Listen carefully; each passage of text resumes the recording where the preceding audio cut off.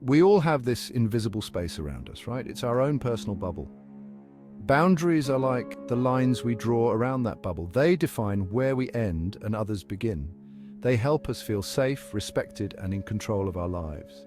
Without boundaries, it's like we're always bumping into each other, getting hurt, feeling drained. Boundaries help us build healthy relationships, the kind where we can truly show up as our authentic selves. Think of it like this. If you don't know where your own yard ends, how can you expect others to respect your property line? Setting boundaries is about clearly communicating what you're comfortable with and what you're not. When we set boundaries, we're not being selfish, we're being self-loving. We're saying, I matter, my needs matter, and I deserve to be treated with respect, and that's powerful. Okay, so we know boundaries are important, but what exactly do they look like? Boundaries are essential for maintaining a balanced and healthy life. They help us define our limits and protect our well-being. Well, they come in different forms: physical, emotional, and even digital.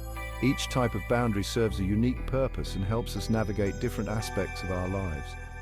Physical boundaries are about your personal space, your body, and your privacy. They help you feel secure and in control of your environment. It's about feeling safe and comfortable in your physical environment. This can include your home, workplace, or any other space where you spend time. This could mean saying no to unwanted touch, such as declining a handshake or stepping back from an unwanted hug. It's important to communicate your comfort levels clearly. Setting limits on how long someone can stay at your place is another example. You have the right to decide who enters your space and for how long, or even just having some alone time to recharge. Alone time is crucial for self-reflection and re-energizing. Emotional boundaries are about protecting your feelings, your energy, and your mental well-being. They help you manage your emotions and maintain a healthy mental state. It's about not taking on other people's emotions as your own. You can empathize with others without absorbing their stress or negativity, and not letting others dictate how you should feel. You have the right to your own emotions and to express them in a way that feels right to you. Finally, we have digital boundaries. In today's world, where technology is omnipresent, setting digital boundaries is more important than ever. In this age of constant connection, it's important to set limits on how accessible we are online. This can help prevent digital burnout and maintain a healthy balance between online and offline life. This might mean setting boundaries around social media use, such as limiting the time you spend on these platforms or being selective about who you interact with. Responding to emails only during certain hours can also be a helpful boundary, and sometimes it's about taking breaks from technology altogether to be present in the real world. Remember, boundaries aren't about building walls to shut people out. They're about creating healthy spaces where everyone feels safe, respected, and free to be themselves. By setting and respecting boundaries, we can foster healthier relationships and a more balanced life. It's also important to regularly reassess your boundaries. As you grow and change, your needs and limits may evolve. Don't be afraid to adjust your boundaries to better suit your current situation. Communicating your boundaries clearly and respectfully is key. Let others know what you need and why it's important to you. This can help prevent misunderstandings and ensure that your boundaries are respected. Ultimately, setting boundaries is an act of self-care and self-respect. It's about honoring your own needs and creating a life that feels fulfilling and balanced. So take the time to identify your boundaries and make them a priority in your life. Sometimes the hardest part about setting boundaries is actually recognizing when they've been crossed. We might feel resentful, angry, or drained, but we can't quite put our finger on why. That's why it's so important to tune into ourselves, to pay attention to our feelings. Ask yourself, what makes me feel uncomfortable? What drains my energy? What are my non-negotiables? Once you start paying attention, you'll notice patterns. Maybe it's that friend who always dumps their problems on you without asking how you're doing, or maybe it's that family member who always expects you to drop everything and help them out. Here's the thing, it's not selfish to have needs and boundaries, it's human. And it's okay to say no to things that don't serve you, even if it makes you feel guilty at first. Remember, you're not responsible for other people's feelings, but you're responsible for your own well-being. When you start honoring your own needs, you're actually teaching others how to treat you. Section 4. Setting clear boundaries. A step-by-step guide to assertive communication.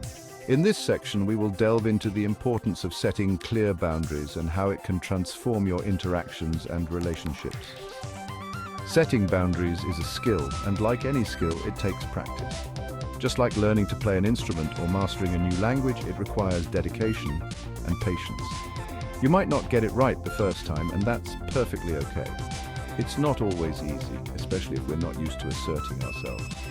Many of us have been conditioned to avoid conflict or to put others' needs before our own. This can make the process of setting boundaries feel daunting and uncomfortable, but trust me, it gets easier with time. As you practice and see the positive effects of setting boundaries, your confidence will grow. You'll start to notice how much better you feel and how your relationships improve. Here are a few steps to get you started. These steps are designed to help you navigate the process of setting boundaries with clarity and confidence. 1. Identify your needs. What are your non-negotiables? Take some time to reflect on what you truly need to feel comfortable and respected in your interactions. This might include things like personal space, time for yourself, or clear communication. What makes you feel safe and respected? Understanding this is crucial because it forms the foundation of your boundaries. When you know what you need, you can communicate it more effectively to others. 2. Choose the right time and place. Sometimes a difficult conversation is best had in person, where you can read body language and tone. Other times, a simple text message will do, especially if the boundary is straightforward or if you're dealing with someone who might react defensively. While other times, a simple text message will do. The key is to choose a method that feels right for you and the situation. Don't rush into the conversation. Take your time to prepare. 3. Be clear and direct. Don't beat around the bush. Ambiguity can lead to misunderstandings and frustration. Be straightforward about what you need and why it's important to you. Use simple language and state your boundaries clearly and calmly. Avoid using jargon or overly complex explanations. The clearer you are, the easier it will be for the other person to understand and respect your boundaries. 4. Use I statements. Instead of saying "you always do this," which can come across as accusatory, and put the other person on the defensive. Try "I feel uncomfortable when..." This shifts the focus to your feelings and experiences, making it less likely to provoke a defensive reaction. This helps to avoid blaming or accusing the other person. It fosters a more open and constructive dialogue where both parties can express their needs and find a mutually agreeable solution. 5. Be prepared to repeat yourself. Sometimes people need to hear things more than once. This doesn't mean you're not being heard. It just means that change takes time. Stay calm and reiterate your boundaries as needed. Consistency is key. The more consistent you are, the more others will understand that your boundaries are important and non-negotiable. Remember, setting boundaries is an act of self-care. It's about honoring your own needs and taking steps to ensure your well-being. It's about taking responsibility for your own well-being. When you set boundaries, you're telling yourself and others that your needs matter and creating healthy relationships based on mutual respect. Boundaries are not about pushing people away. They're about creating a space where both parties feel valued and understood. By setting clear boundaries, you pave the way for more meaningful and respectful connections. Section 5. Speaking your truth using I statements for healthy boundary setting. In this section, we will explore how to effectively communicate your boundaries using I statements, which can help foster healthier relationships and reduce conflicts. When we're setting boundaries, it's easy to fall into the trap of blaming or accusing the other person. This often happens because we feel hurt or frustrated. And our natural reaction is to point fingers. That's why using I statements is so important. They allow us to express our feelings and needs without making the other person feel attacked or blamed. Instead of saying, "You're always late," try saying, "I feel disrespected when you're late." See the difference? The first statement can make the other person defensive, while the second one focuses on your own feelings.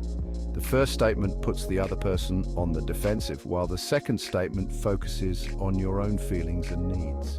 This shift in language can make a significant difference in how your message is received. I statements help us to communicate our boundaries in a way that is assertive, but not aggressive. They allow us to stand up for ourselves while still being respectful to the other person. They help us to take ownership of our feelings and needs without putting the other person down. This can lead to more productive and positive conversations. Here are a few examples of I statements you can use in different situations. These examples can serve as a guide to help you formulate your own I statements. I feel overwhelmed when I have too much on my plate. This statement clearly communicates your feelings of stress without blaming anyone for your workload. Could we please reschedule our meeting? This is a polite way to express your need for a change in plans without making it seem like the other person's fault. I need some time to myself to recharge. This statement helps others understand your need for personal space and self-care. I'll let you know when I'm free to hang out. This sets a clear boundary about your availability without making the other person feel unimportant. I appreciate you thinking of me, but I'm not comfortable talking about this right now. This is a respectful way to decline a conversation topic that makes you uncomfortable. Remember, setting boundaries is not about controlling other people's behavior. It's about communicating your needs and expectations in a healthy and respectful way. It's about creating a space where both parties feel heard and respected. By using I statements, you can foster a more understanding and cooperative environment.